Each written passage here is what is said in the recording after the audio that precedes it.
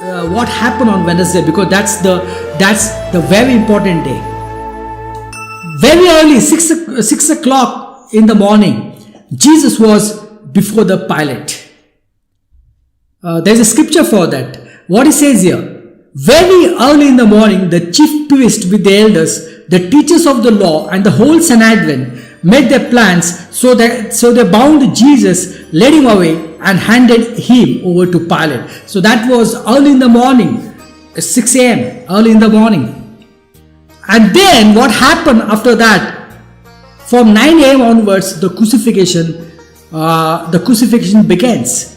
And we'll read a scripture for that. It says here, it was 9 in the morning when they crucified him. The written notice of the charge against him read the King of the Jews.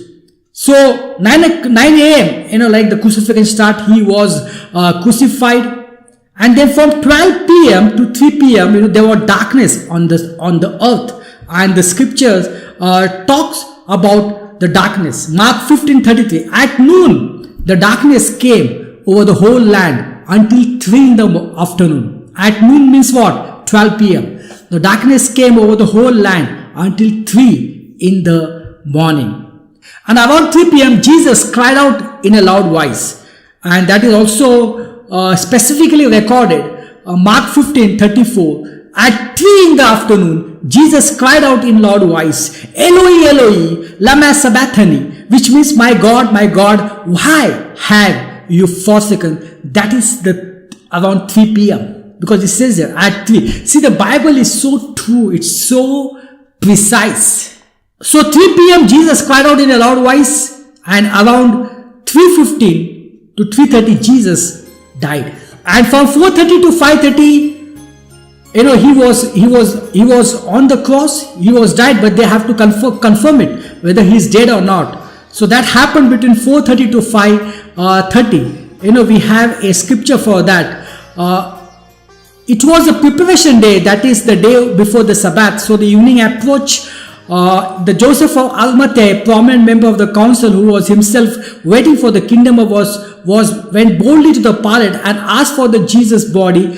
Pilate was surprised to hear that he was already dead. So that happened between 4:30 and 5:30. And as you know that Wednesday evening, the high day Sabbath starts.